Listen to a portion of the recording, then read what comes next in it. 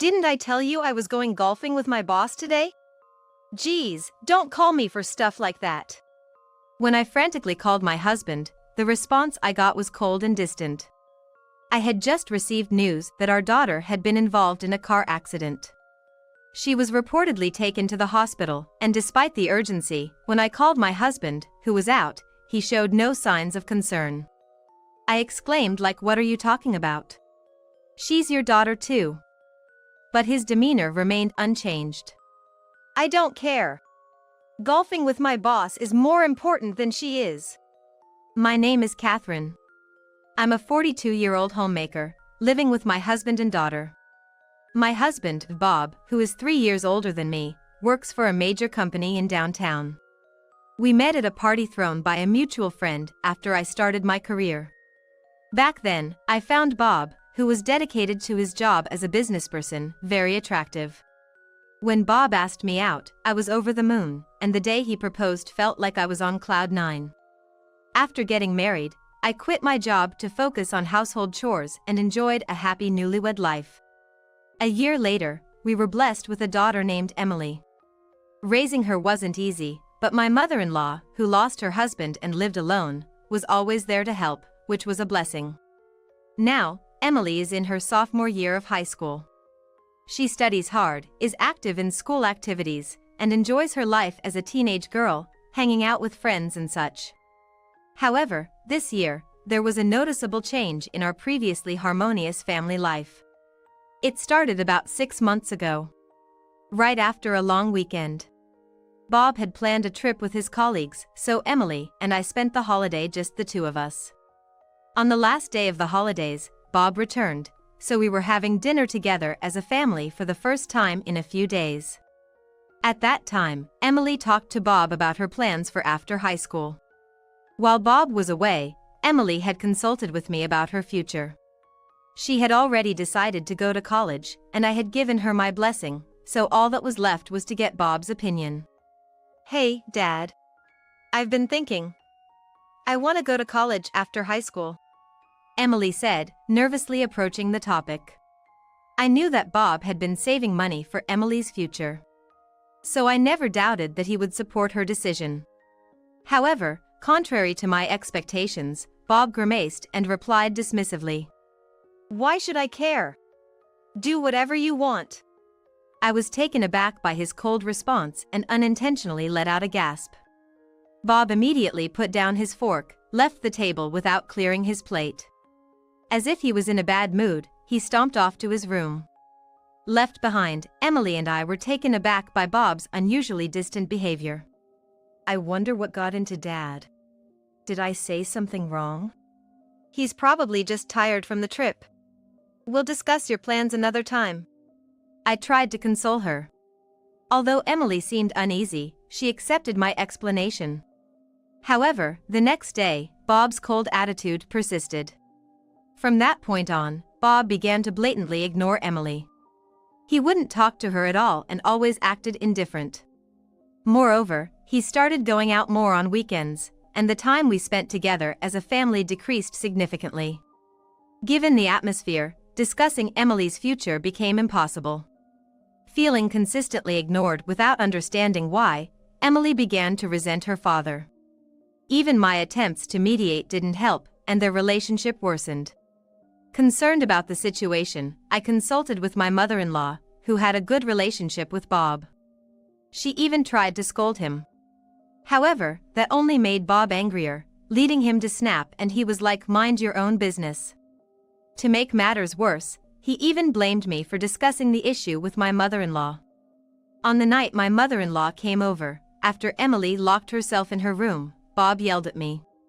"Why did you talk to my mom? Don't meddle. It's because you've been cold to Emily, isn't it? Why are you ignoring her now? You used to dote on her so much." When I finally mustered the courage to ask why, Bob just glared at me with annoyance and didn't answer. No matter how hard I tried to mediate between the two of them, Bob's attitude didn't change at all. Time went by without knowing the reason for his change. But considering his sudden change in behavior after he returned from the long weekend trip, it's reasonable to think something happened during the trip. Maybe someone filled his head with nonsense. It might be all in my head, but I can't figure it out on my own. So, I decided to talk to my mother-in-law and investigate the reason for Bob's change. Then, one day. It was Sunday, but both Bob and Emily were out since the morning. As I was doing my usual housework at home, I received a call on the landline just before noon. It was an unknown number displayed on my phone. I picked up with suspicion, and to my surprise, the caller claimed to be from the police. "Are you related to Emily?" "Yes, I'm her mother." "Oh my God, did something happen to her?" With a sinking feeling, I asked the officer back, and the words I heard next were completely unexpected. The officer was like, "Actually, the bus Emily was on got into a traffic accident." I couldn't respond right away. I felt faint, and my hands holding the phone started shaking. Emily had told me she was going to the mall with friends, and apparently, she was on the bus at the time. According to the officer, a car from the opposite lane crashed into the bus, and Emily and her friend were taken to a city hospital. After hearing the details of the accident and hanging up, I was in shock and couldn't move for a while. But I knew I had to tell Bob quickly, so I rushed to call him on my cell. After more than 20 seconds of ringing, Bob answered. He grumbled like, "What is it?" Ignoring his tone, I frantically conveyed what happened to Emily. "Bob, this is serious. I just got a call from the police. The bus Emily was on got into an accident. She's apparently been taken to the hospital." As I explained, tears streamed down my face. But ignoring my panic, Bob coldly responded like so. "What do you want me to do about it?" Seeing no signs of him being disturbed, and feeling as if he couldn't care less, I got even more frustrated. "What are you saying? Please head to the hospital now. I'm going too." Before I could tell him the name of the hospital, Bob cut me off. "Huh? Didn't I tell you I have a golf outing with my boss today? I'm staying overnight and coming back tomorrow morning. Can't help it." True, he had told me a few days ago about a golf outing with his boss today. However, I was shocked by Bob's lack of concern about our daughter's accident. "How can you even say that? Emily is your daughter." Bob was like, "I don't care. Golf with my boss is more important than her. You go to the hospital on your own." He spat out before hanging up abruptly. I tried calling back immediately, but it seemed he turned off his phone. I sent a text, but given his attitude, I doubted he would reply. Even though they had been distant, Emily is his flesh and blood. How could he be so heartless? This incident completely shattered my trust in Bob, and I was certain I couldn't continue living with him. I decided on divorce, but heading to the hospital was my top priority, so I hurriedly left home. As he had declared, Bob didn't come home that day. He had said it was too far from the golf course, so he planned to stay at a hotel alone after golf. He even took the next day off work. When Bob came home the next morning, he was surprisingly cheerful, which was hard to believe for a father whose daughter had an accident the previous day. "Hey, what happened to Emily? Is she hospitalized?" Though Bob asked about Emily's condition, his casual tone made it clear he wasn't genuinely concerned. I was in the living room. Then I looked up to the sky and replied, "She's there." Seeing my downcast expression, for some reason, Bob looked pleased. "I see. Well, that's a relief. Once Emily's funeral is over, we can get divorced right away." Saying that, he pulled out a piece of paper from his bag and thrust it in front of me. It was an invoice from a lawyer who assists divorce procedure. By the way, it also served as a contract for lawyer consultation, and it already had his signature on it. I thought he was quite prepared, but since I had already decided to divorce Bob, it might have saved me some hassle. "All right, I got it." I quietly agreed to the divorce. Bob didn't even discuss the reason for the divorce, he just walked away to his room without saying anything else, as if he was done with me. The Bob who once cherished Emily and valued our family was gone. It was a harsh realization. But I didn't feel sad, only an increasing resentment towards him. Then, I called my mother-in-law and told her Bob was back, and contacted the lawyer. Within an hour, my mother-in-law arrived at our house, and Bob returned to the living room. As soon as my mother-in-law saw Bob, she approached him with tears in her eyes. "Bob, what were you doing when your family needed you the most? I never thought you'd be this cold-hearted." Even when scolded by his mother, Bob didn't show any remorse. Instead, he was like, "I had prior commitments, what can I do?" And it was all her making a big fuss, looking at me with a mocking attitude. He continued, "Like I've been dying to get divorced. With Emily gone, I feel so relieved. Now, I can leave without any regrets," speaking ill of not only me but also Emily. I couldn't stand it any longer. "Enough is enough," I shouted, thrusting a few pictures at Bob. The pictures showed a man and a woman closely together, looking intimate. The moment he saw the pictures, Bob's face turned pale. The man in the pictures was unmistakably Bob. Where did you get these pictures?" Stammering, I told him calmly. "They were taken yesterday afternoon. Weren't you supposed to be at a business golf outing? Instead, you were with a young woman. What were you up to?" Confronted, Bob averted his eyes with a frustrated look. These pictures were taken less than an hour after I called about the Emily situation. Bob began to make excuses like she's just a colleague from work. "We just went golfing together." I sighed in disbelief. "Golfing in such fancy clothes? I don't think so. I already know you're cheating, so save your breath." The word cheating made Bob's face stiffen. His inability to deny it immediately was telling. But this wasn't the first time I learned of Bob's affair. Recently, he often left the house without telling where he was going. So, after discussing with my mother-in-law and getting some financial help, I had hired a private investigator. The investigation revealed that whenever he went out, he met the woman in the photos, exposing his affair. His so-called business golf was a complete lie, and he probably stayed at a hotel with his lover. "I have more evidence of your affair. I even have a video of you and that woman coming out of a hotel. Don't think you can get out of it." When I said that, Bob looked pleadingly at his mother. But she already knew of his infidelity and firmly shook her head in disapproval. "To cheat and not even visit Emily in the hospital, and then to selfishly rejoice thinking she's dead. I don't know how you'll face your father." My mother-in-law said this with a mix of anger and sorrow. Bob froze in shock, his mouth agape. "Wait, isn't Emily dead?" I explained to a bewildered Bob, like, "Don't jinx it. You misunderstood. She's very much alive. The injuries from the accident were just minor scratches. Emily was taken to the hospital yesterday, but she was fine and had no major injuries. The accident wasn't severe, so she came home the same day." Bob misunderstood my comment, looking up to the sky. "She's there," and assumed Emily had passed away. "Emily is on her school trip as planned. She'll be landing soon." "A school trip?" Bob was taken aback, his eyes wide. Bob, who didn't care about his daughter, had completely forgotten about Emily's school trip. The trip started today and was for 3 nights and 4 days. Emily had gone shopping for it yesterday. The doctor had said that there wouldn't be any issues with Emily going on the school trip, so she left as scheduled this morning. When I told Bob that Emily was up in the sky, she was probably boarding the plane. I used those words to indirectly blame him for not worrying about our daughter. "Oh, that's what happened?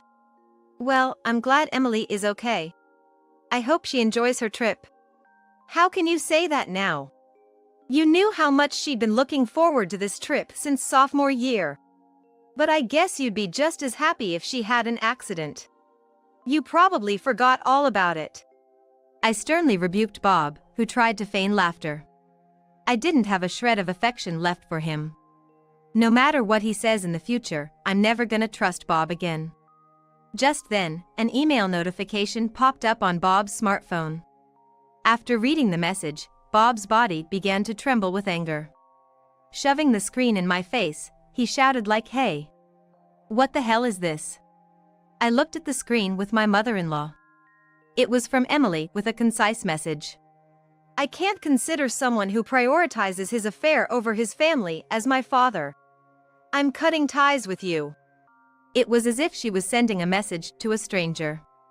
It seemed that Emily learned yesterday about Bob's lie about playing golf when he was actually meeting his mistress. She probably sent the email after landing. Being bluntly disowned by his 17-year-old daughter, Bob's face, which was pale just moments ago, turned a deep shade of red from shame and anger. He glared at me and began yelling. He was like, "This is all your fault. Weren't you the one who cheated first?" I was completely lost. What are you talking about? When did I ever cheat? Don't play dumb. Jessica told me. Jessica? Who's that?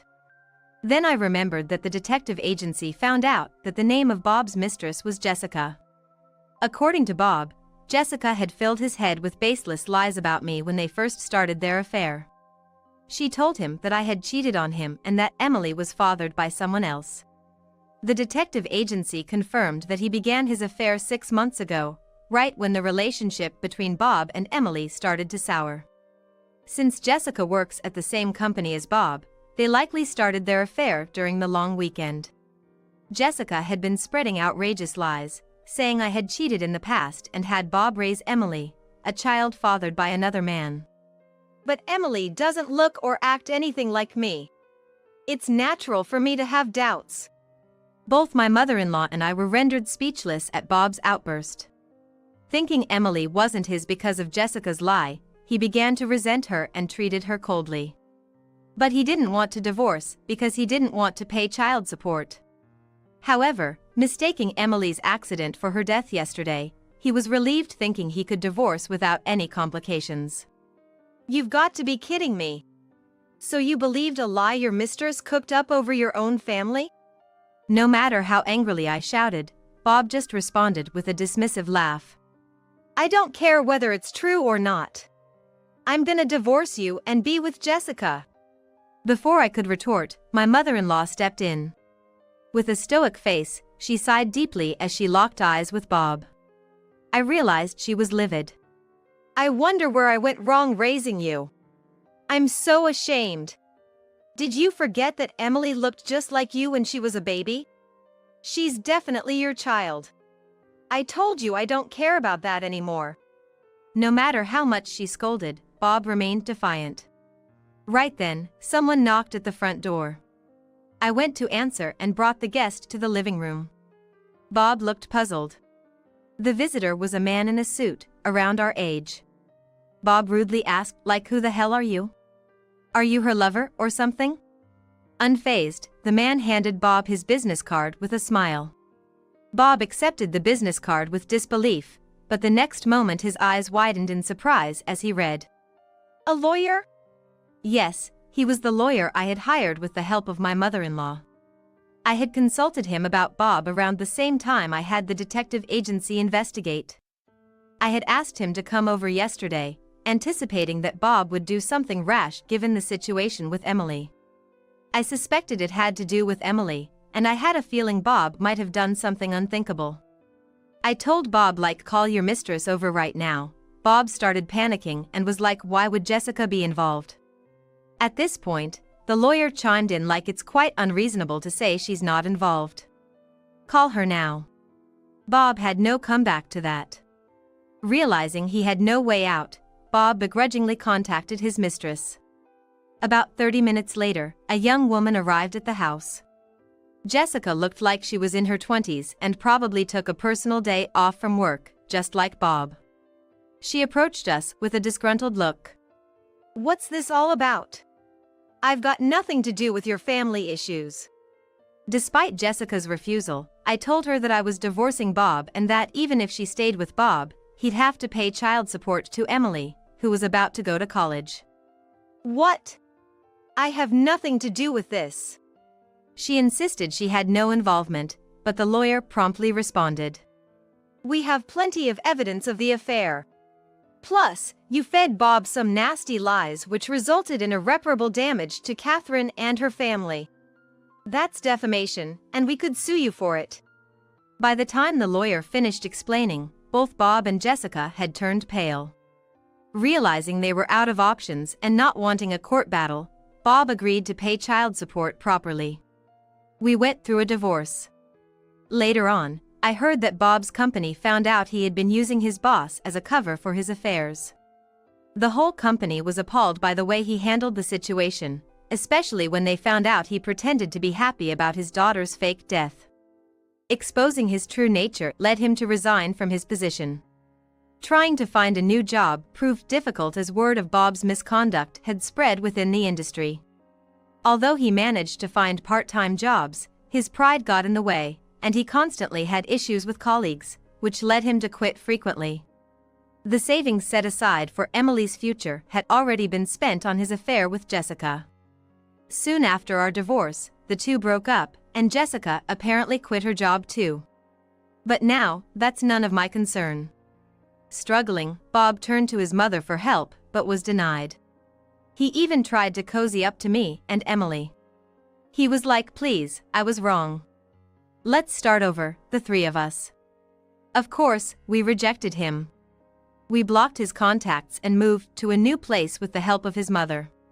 Now, his mother lives near us, and we continue to maintain a close relationship. I have no idea what became of Bob, and I never want to be involved with him again. Freed from the stress of the troubled relationship with his father, Emily has been thriving in high school. Now, as a senior, she got accepted into her first-choice college. Congratulations, Emily! You did an amazing job. Thanks, Mom. It's all because you and Grandma supported me. Emily responded, tears streaming down his face. Since the college is commutable from our home, we plan to live together as we always have. I managed to find a job shortly after becoming a single parent and now work full-time. We have enough savings to cover Emily's tuition. I'm hoping for a bright future as we move forward, living happily with our family.